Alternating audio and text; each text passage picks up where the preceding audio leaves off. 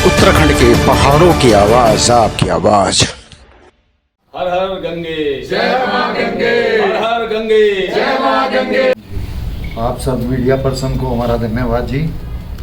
और आज हम फिल्म कलरव की बात कर रहे हैं, जो उत्तराखंड की पहली हिंदी फीचर फिल्म है जिसको 11 इंटरनेशनल अवार्ड मिले हैं। और ये 6 तारीख को हमारे उत्तराखंड में हरिद्वार, देहरादून, ऋषिकेश में और दिल्ली मोती नगर में और शिमला में लग रही है और रोहतक में लग रही है।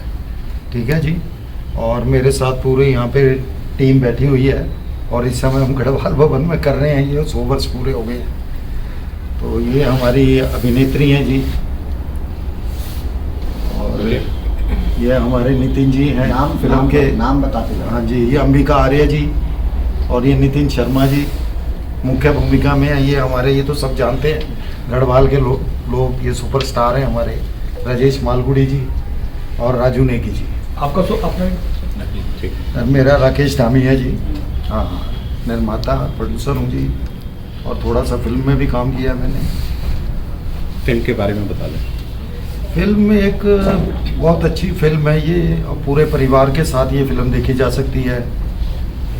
ये कोविड के टाइम पे हमने फिल्म निर्माण की थी, तो उस समय हमारे पास कोविड की त्रासदियाँ हमने देखी, तो काम वाम हमारे बंद हो गए थे। तो हमने उस समय सोचा कुछ क्रिएटिव किया जाए, तो हमने फिल्म का निर्माण किया। इसका डॉक्यूमेंट्री के रूप में बनाना चाहते थे, लेकिन ये फिल्म ही स्टोरी लाइन से बन गई और इसको 11 इंटरनेशनल अवार्ड भी मिल गए।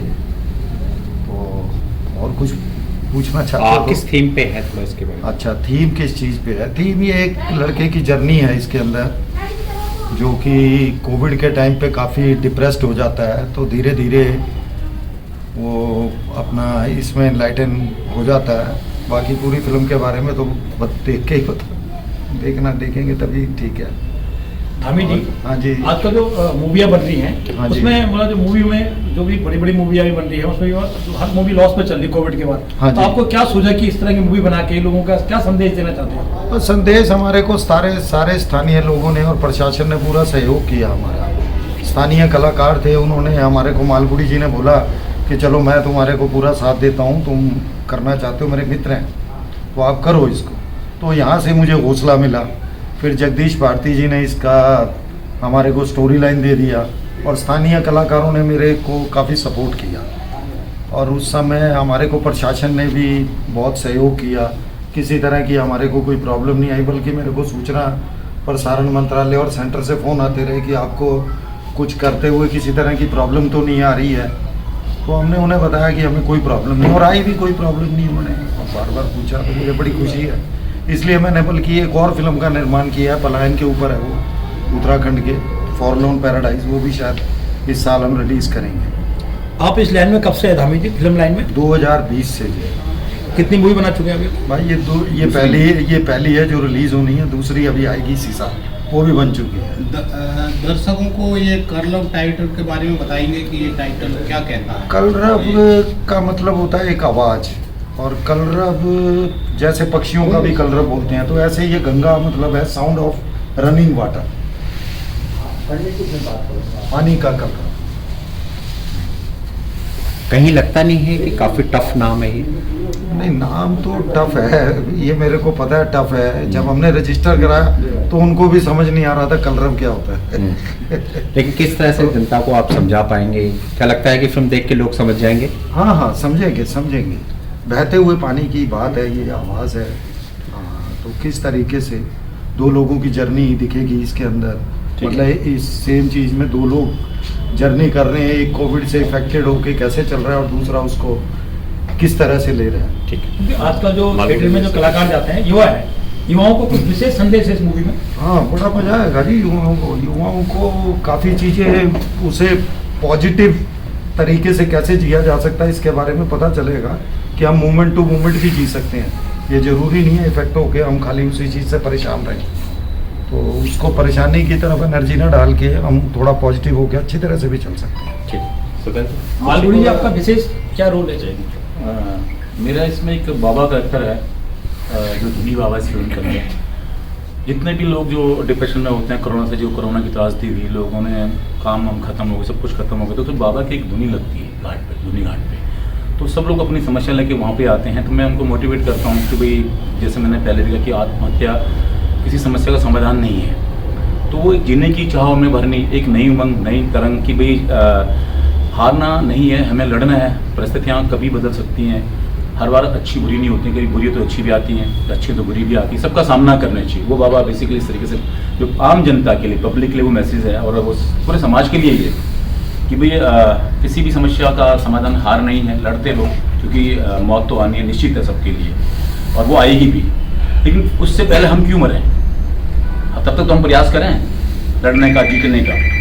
तो ये मेरा उसमें दिल्ली बाबा का एक्टर है। भाई उत्तराखंड से बॉम्बे तक का सफ़र, कितनी दिक्कतें, बीच में कितना स्ट्रगल आपको करना पड़ा, और आज जिस मंजिल पे आप हैं, क्या कहना चाहेंगे दर्शकों को? बस मैं यही कहना चाहूँगा, ये सब मेरे उत्तराखंड वासियों का प्यार है, मेरे पत्रकार भाई बंधुओं का जो सपोर्ट है, सहयोग है कि मुझे यहाँ तक पहुँचा है, इसमें आप लोगों का बहुत बड़ा योगदान है। मेरे जितने भी जो मेरे दर्शक मुझे देखते हैं, पसंद करते हैं, उनका आशीर्वाद है। जो मेरी फिल्में जैसे खैरी का दिन लगी, ठोकदार लगी, सब लोगों ने प्रॉपर फिल्में देखी, और पहली बार उत्तराखंड इतिहास में ऐसा हुआ कि एक फिल्म 4 हफ्ते हाउसफुल है ऋषिकेश में, सिल्वर सिटी हाउसफुल रही है, ऋषिकेश रही है, कोटद्वार रही है, और उसके बाद फिल्मों का मतलब उत्तराखंड के लिए, जिसे हम कहते हैं कि हिंदी फिल्में चल रही हैं, रीजनल नहीं चलती, हॉल पे नहीं लगती हैं, दर्शक नहीं आते हैं, लेकिन इन फिल्मों को देखने के बाद लगा कि उत्तराखंड इंडस्ट्री के लिए ये फिल्में एक शुभ संकेत हैं, और आने वाले टाइम पे अगर हमारी जनता इतना सपोर्ट प्यार हमें कर रही है, अगर करती रही, तो वो दिन दूर नहीं जब हमारी इंडस्ट्री एक बहुत बड़े मुकाम पर खड़ी होगी। उम्मीद करते हैं कि आपके दर्शक ये फिल्म भी देखने आएंगे, आपकी हिंदी फिल्म है पहली, वही दर्शकों का प्यार आपको मिलेगा। बिल्कुल भाई, मैं सबसे ये अपील करता हूँ कि आप लोगों ने मुझे अपनी भाषा उत्तराखंड के लैंग्वेज में, अपना उत्तराखंड में बहुत प्यार सहयोग दिया, और मैं पहली बार हिंदी फील्ड में एक अहम कैरेक्टर में, एक फिल्म में एक अहम भूमिका निभा रहा हूँ। तो मैं आप सब लोग से ये विनती करता हूँ कि मोती नगर में फिल्म लग रही सिनेपोलिस में, तो आप लोगों से यही है कि कृपया इस फिल्म को भी एक बार जरूर देखें।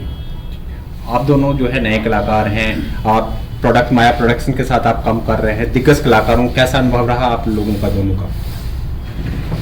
बोलिए, आप बोलते रहिए।